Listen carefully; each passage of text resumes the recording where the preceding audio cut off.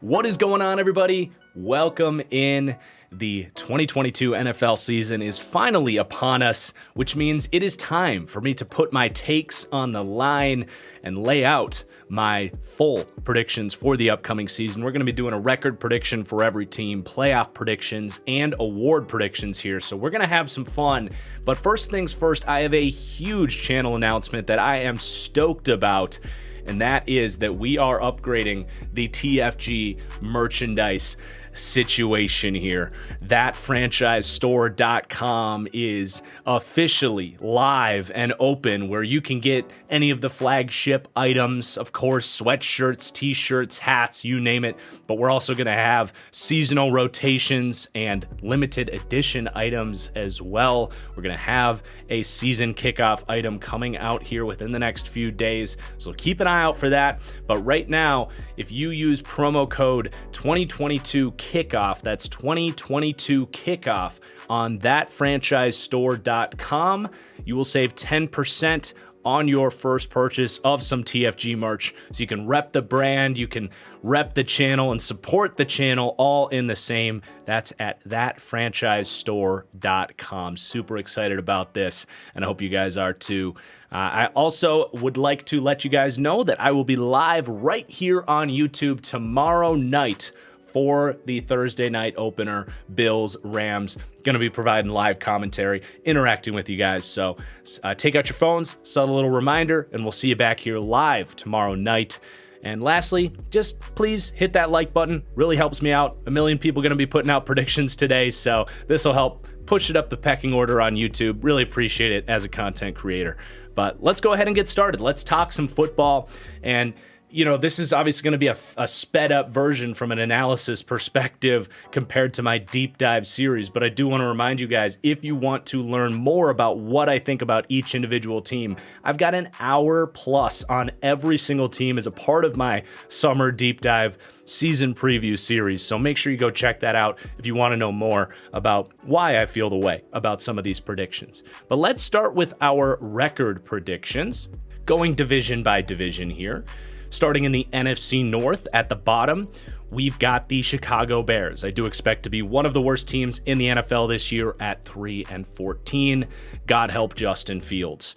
The Detroit Lions coming in third place at 7-9. A lot of hype for them. Can their roster talent catch up with what I view as a pretty well-coached team with a good culture? We'll see. I think it's going to be a fun year for Detroit. Minnesota coming in second at 9-8, and I actually do have them getting the 7 seed in the NFC thanks to tiebreakers. So a pretty good year in the first year with Kevin O'Connell coming in as head coach. And then the Green Bay Packers taking first place, maybe a little bit of a slow start, potentially losing this weekend's opener at Minnesota, but bouncing back as the season goes on. Rodgers gets more familiar with this new look receiving core, and the Packers roll, finishing 12-5. The NFC East, that I think has a good chance to be back to the NFC least again this year. You've got the Giants at the bottom. I do like Brian Daboll, but he's got his hands full with one of the worst rosters in the NFL. So a 5-12 finish for the New York Giants. The Washington Commanders at 7-10. I think most people agree this is a pretty middling team. There is some good roster talent, but a team that feels like they're a little bit stuck in purgatory, so not expecting too much change there, and probably another change of coach and quarterback come the season's end there after a 7-10 finish. The Philadelphia Eagles come in second place after getting swept by the Dallas Cowboys this year, and they end up 9-8 alongside the Dallas Cowboys. I do think they have an incredible roster, but they have a little bit of a Jalen Hurts problem that could hold them back against especially a team like Dallas that has a much more functional passing game. Yes, they have some injuries. Love the Jason Peters pickup, though, to really compensate for the Tyron Smith loss. And maybe when Tyron Smith gets back in December, you can upgrade at right tackle as well with Jason Peters. So I love that signing. 9-8 finish for the Dallas Cowboys, though. Definitely a team that has their own imperfections and a team that is a regression candidate, especially on the defensive side of the ball. So not expecting a lot out of the NFC East. Someone's got to win it, though, and I'm going to stick with the Dallas Cowboys, just barely edging out the Philadelphia Eagles. NFC South. The Atlanta Falcons, definitely towards the bottom of the league here. They're actually going to finish with the second overall pick in this scenario. The Bears get the first pick, but the Falcons, Arthur Smith, have a lot of work to do in the post-Matt Ryan era. And then we got the Carolina Panthers. I have them with a pretty solid season, 7-10. I think they're going to have a high upside defense that has its up and down weeks, and I think Baker's going to have a pretty nice year. But just as far as the coaching staff and putting this all together, I don't know if it's going to go quite as far as being like a wild card sleeper team. But I think this is going to be a feisty team that no one looks forward to playing. And I really hope they kick the Browns' ass week 1 and Baker gets his revenge. Then we've got the Saints finishing in second place at 9-8, just barely missing out on a wild card spot. I'm souring on them just a little bit after losing some pieces in the secondary. They trade away Chauncey Gardner-Johnson, and then we don't know the status of their safety, Marcus May. Probably going to cost them about a win there if both of those guys are out. TBD on the Marcus May situation, but just some kind of bad vibes right now heading into the season. Still going to be a good team, but I do think they fall just short of the playoffs. Then we have the Tampa Bay Buccaneers. Just released their deep dive video ranking them number 1 in the league coming into the year. An absolutely loaded roster with just some small questions on the left side and really just left interior of the offensive line with center and left guard. But beyond that, this team's going to be locked and loaded, and I think they start hot, beat Dallas this weekend, and all of these training camp negative vibes are by the wayside very quickly. So I've got the Bucs finishing 13-4 and as the 1 seed in the NFC. We got the Seattle Seahawks kicking off the NFC West at the bottom, 5-12. I do think Pete Carroll will find a way to scrap some wins out, but an otherwise, untalented roster with perhaps the worst quarterback situation in the league. So I have them finishing 5-12. Then the Arizona Cardinals, a 10-7 finish. I still believe in Kyler Murray way too much to pull some wins out of his ass. I still think this will be one of the worst defenses in the NFL, though I do like the acquisition of Trayvon Mullen. I think that was a much-needed move. That CB2 spot was horrible looking. So surprised they were able to get him from the Raiders. That will help. And I have the Cardinals finishing as the 6th seed in the NFC and a solid 10-7 season to keep Cliff Kingsbury's job alive, unfortunately, for Cardinals fans.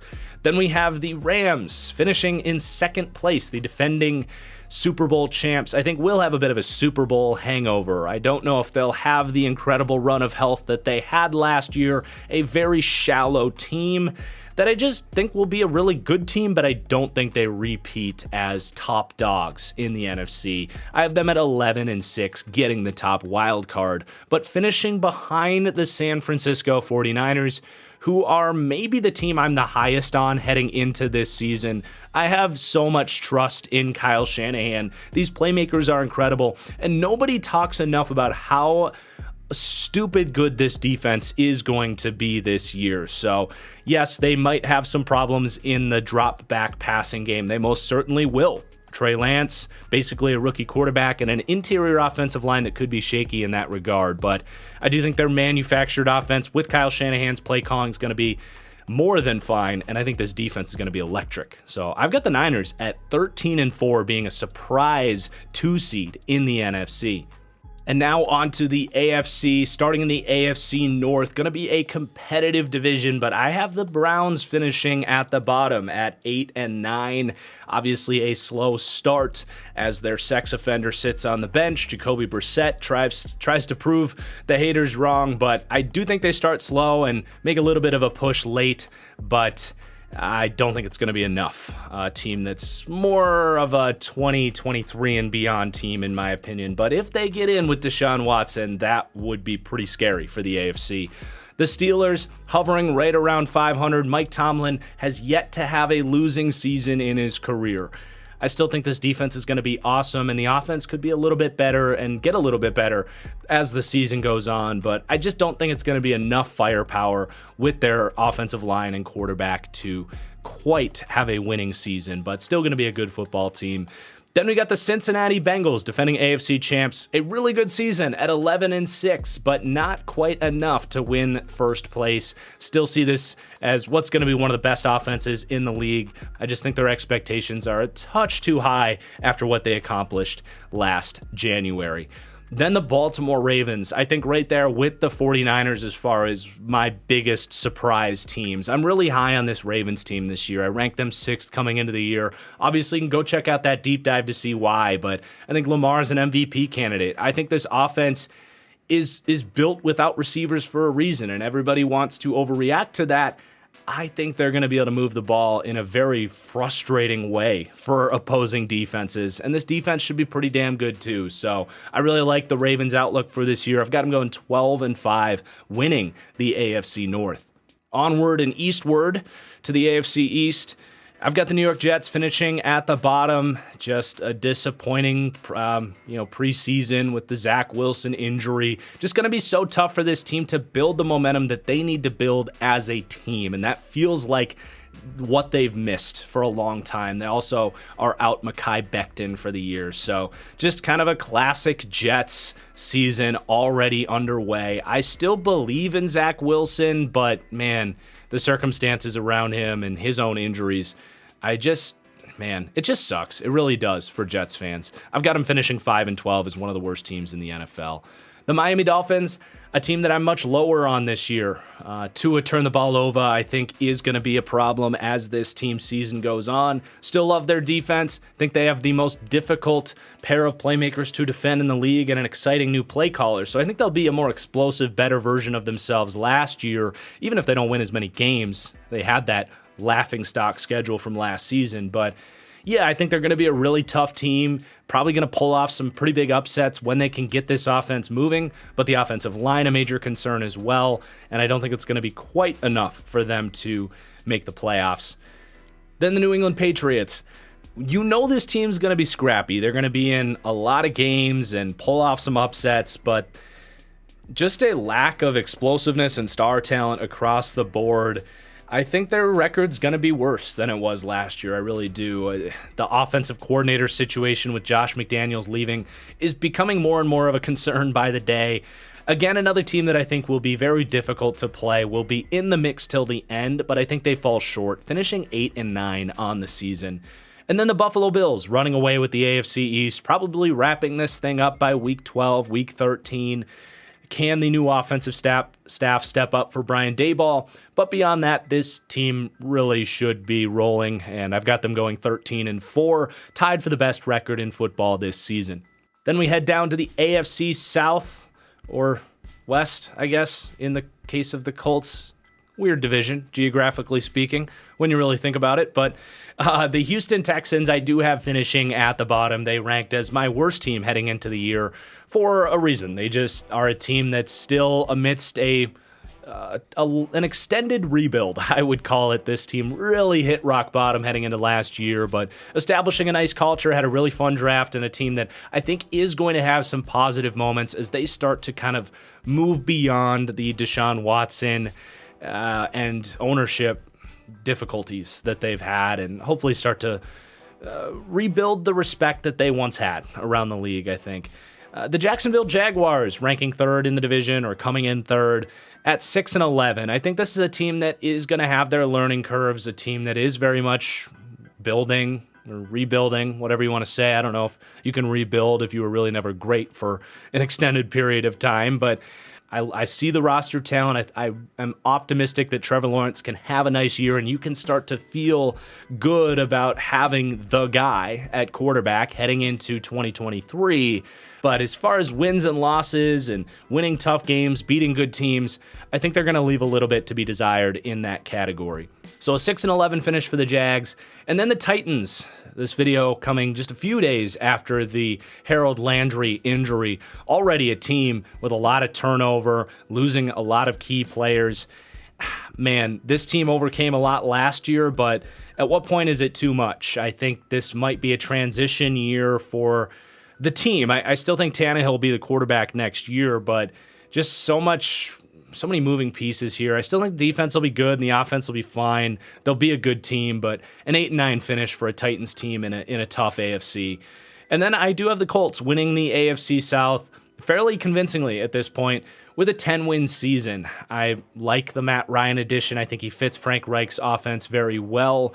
And defensively, I think this is going to be a surprisingly good unit. So I like the Colts this year, one of the most physically minded teams in the league, and they back it up having the best running back in the NFL in Jonathan Taylor. Okay, then we got the AFC West to wrap things up. The Denver Broncos coming in at 8-9. Really just this team's schedule getting the best of them. So many moving pieces. I think this team has so much potential to finish way better than this. I think they have Super Bowl potential. But man, it's going to be a lot for this team. New coaching staff, new quarterback, a lot of roster pieces moving around. And they're in the best division we've maybe ever seen. It's going to be insane watching this division play out. Then I've got the Raiders just ahead of them at 9-8. Explosive offense, should be a solid defense. I don't love that they traded away Trayvon Mullen. I think it adds a big question mark to an already shaky secondary. And man, that offensive line is horrendous as well. So maybe a little bit more of a matchup dependent team, but still going to have a good year here. And I do have the Raiders actually getting the 7 seed in the AFC this year. And it'll be the Chargers as another wild card out of this division at 11-6. So, I think that's pretty par for the course. An 11-win season, given their schedule, expecting this offense to open up even more and this defense to be really electric with that pass rush duo. But I don't think it's quite enough to dethrone the Kansas City Chiefs, who, despite having one of the hardest schedules I've ever seen for a team, I think they're going to make the most of it and be battle-tested come playoff time. And I'm not as worried about this group of receivers as some people might be after losing Tyreek Hill. So I've got the Chiefs at 12-5, still taking the crown in the AFC West, even though it's going to be much more difficult this year than in years past. All right, now we are going to talk a little bit more from a player perspective and do my award winner predictions for the 2022 NFL season, starting with the MVP. And an unpopular pick here, I'm actually going to take Aaron Rodgers to repeat as 3-time back-to-back-to-back MVP. I think this is a narrative award. I think last year he had every reason not to be voted MVP, given everything that happened off the field, even missed a game because he got COVID as an unvaccinated player. They had every reason not to vote him last year, and if he repeats his level of play from last year in a year where that's behind him and a team that people are betting against, they think his receivers are going to suck, I think Rodgers is going to elevate this group. I still think he throws 40 touchdowns, 7, 8 interceptions. I think the Packers have a great year, and I think the narrative will be, you know what? They're a 5-win team without Aaron Rodgers, so he's going to get the vote. My runner-up is Lamar Jackson, who I want to give an honorable mention. I have money on Lamar Jackson, and for the gambling people out there, I want to let you know that Lamar Jackson is worth the money because I'm high on that team coming in. And with what he's able to do with the explosive plays and his feet, I think he can win some votes for sure. So then we've got the Offensive Player of the Year. It's actually going to stay in the NFC North, where it's going to be Justin Jefferson for me. All of the talk of Kevin O'Connell coming in, using Justin Jefferson in the Cooper Kupp role. I think they'll do more than that, and they'll be smart to do more than that, but I also think they will do a lot of those routes from the slot with Justin Jefferson, where he's dominant as well. I think the production's going to be insane. I don't think the Vikings are going to have some great defense either, so I think they're going to have to lean on their passing game and on Justin Jefferson. I don't know if Adam Thielen can stay healthy for a year. I think Justin Jefferson is poised to lead the league in receiving yards, put up 15-plus touchdowns, and win this award. And honestly, maybe take the throne as the best wide receiver in the NFL. He is incredible. Then Defensive Player of the Year. This will not really come as a surprise to those that have followed the channel for the last few weeks. I think Nick Bosa gets it this year, really high on this Niners defense, and I think Nick Bosa breaks out in a way that he enters the Myles Garrett, TJ Watt conversation as the best edge rusher in the league. Honestly, I think he's already shown the tape in his 2 healthy seasons to be worthy of that conversation. But I think this is the year that the team's success is there, that his success is there, and people vote him for Defensive Player of the Year. Offensive Rookie of the Year, going to be a surprise pick here. I'm actually going with Dameon Pierce out of the Houston Texans organization, a 4th-round pick right out of Florida, entirely underutilized at Florida. Dan Mullen, who also screwed up not playing Anthony Richardson, but this guy's super talented, super tough, a great fit not just schematically but stylistically. Gonna have that underdog, tough nose mentality that the Texans are looking for. The Texans, a team that are gonna run the crap out of the football this year. I think Dameon Pierce has an 1,100, 1,200 yard season. I think their offensive line's better than it gets credit for. So I'm going to take Dameon Pierce for Offensive Rookie of the Year. Defensive Rookie of the Year, I've got Aiden Hutchinson. Gonna go with the chalk on that one. Looked great in the preseason. The most pro-ready defensive player in this class. Should step in and provide an impact for a Lions team that at 7-10 I think is going to be a pleasant surprise for a lot of people. Coach of the Year. I'm sticking with the 49ers and Kyle Shanahan. I think they have an incredible season. I have them winning 13 games, and I think people are going to look at the play calling and what he does with Trey Lance as a runner and how well he shelters, let's just say, Trey Lance's inexperience as a passer to still have one of the more explosive offenses in the NFL. I think this is the year Kyle Shanahan cements himself as the best coach in the NFL and earns the Coach of the Year award. And then Comeback Player of the Year, it's going to stay NFC heavy for whatever reason with these awards, where I am picking Baker Mayfield because this is another narrative award. There's not a lot of quarterbacks really coming back from injury that I think would truly be favorites for this award, like we had last year with guys like Dak and Burrow. Baker, I mentioned the narrative side of things. People want Baker Mayfield to have a comeback year. He's in general a likable player, though some people really hate him. But I think the fact that Cleveland botched that situation in the way that they did, for Baker to kind of earn a contract extension, let's just say, with the Carolina Panthers, I think we'll covet him winning Comeback Player of the Year. So maybe some surprise picks there, some chalky picks, but let's move forward to my playoff predictions here.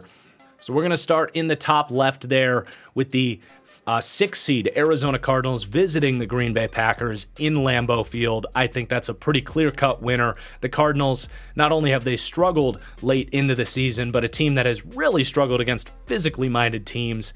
The Packers in Lambeau Field, much better line play, and A.J. Dillon, I think that's no contest. I'm taking Green Bay.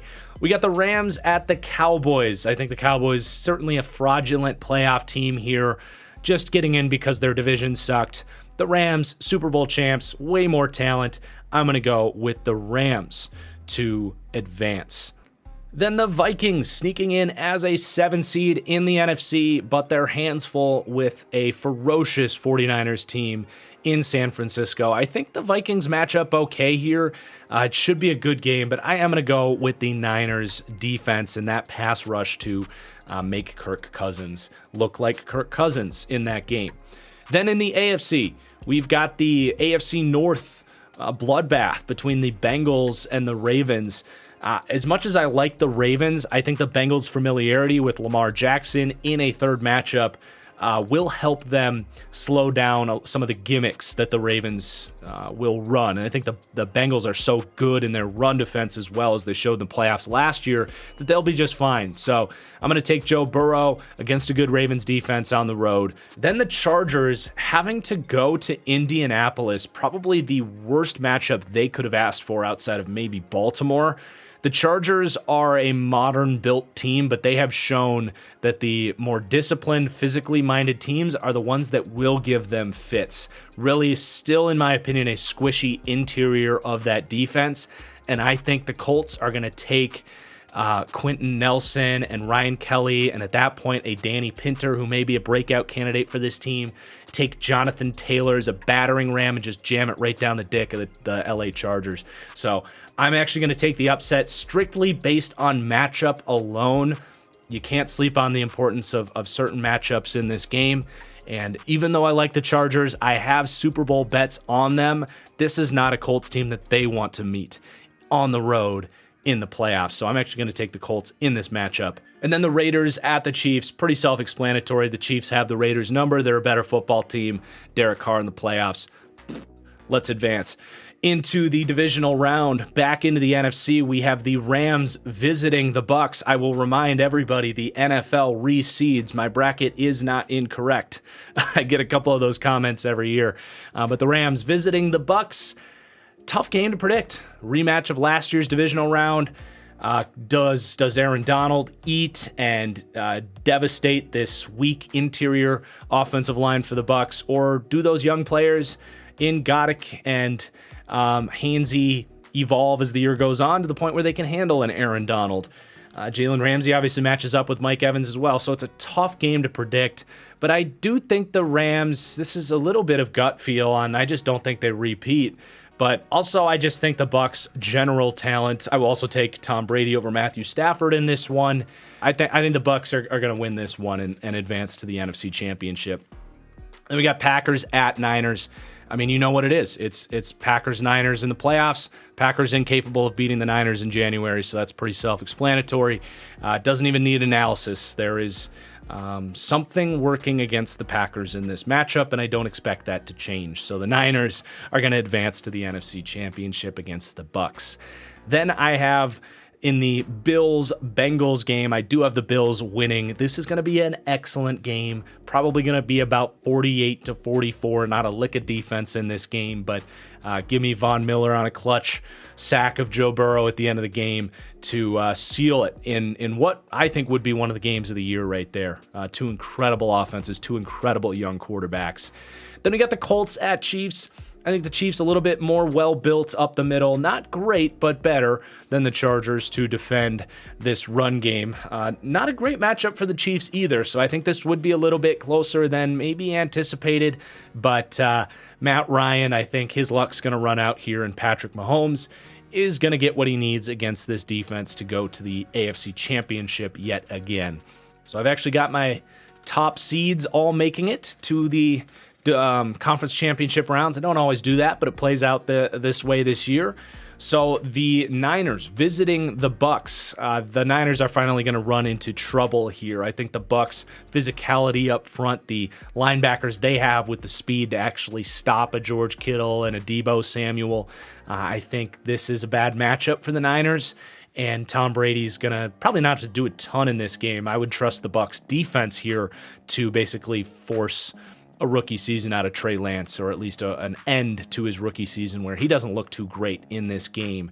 So I think more of a low-scoring battle there, but maybe a 16-10 victory for the Bucs. Then we got Bills-Chiefs. This is the matchup we all want to see, and I think it is the matchup we will see. The two powerhouses in the AFC, fireworks across the board. Really flip a coin on this one. But I do buy into the idea that it's the Bills' turn to win this one. I don't have a great reason for it. I think both these teams are great. The Bills will be home in this one, so that helps. But yeah, give me the Bills to win like 87-84 or something crazy like that. Maybe they win the coin toss in overtime and they take advantage of still bad rules, by the way. But yeah, we've got a Bucs-Bills Super Bowl. So the team that's meant to be versus Tom Brady, who's meant to be in his final year, should be a heck of a hyped-up Super Bowl here. Man, you've got more of a balanced Bucs team here, a more physically minded Bucs team, a more procedural passing game versus a more explosive passing game. Tough game to predict here. But I'm going to go with the Bucs in this one. I can't think of a more fitting end to Tom Brady's career, which I do think this is going to be the end of some random event that leads to a Josh Allen fumble that bounces 8 times and ends up in the hands of a tumbling Vita Vea who stumbles into the end zone. Something wild like that that gifts Tom Brady his 8th Super Bowl here, where he can ride off to Europe with Giselle and save his marriage. So we're going to take the Bucs to win the Super Bowl this year. Ranked them number 1 in my power rankings for a reason. It's a super team, and I think they run the table this year. So there are my playoff predictions. Really hope you guys enjoyed. Again, please do hit that like button if you did, whether you agree or disagree. I'm not going to make all the same picks you're going to make. It's the nature of it. But if you enjoyed the video, you enjoy my content, show your support by hitting that like button. Make sure you subscribe as well. Come back here tomorrow night for my live stream coverage of the game. Going to be a ton of fun. Really looking forward to it. Check out those deep dives to burn time as we lead up to the kickoff here. And yeah, we'll see you guys soon for more great NFL content. Peace out.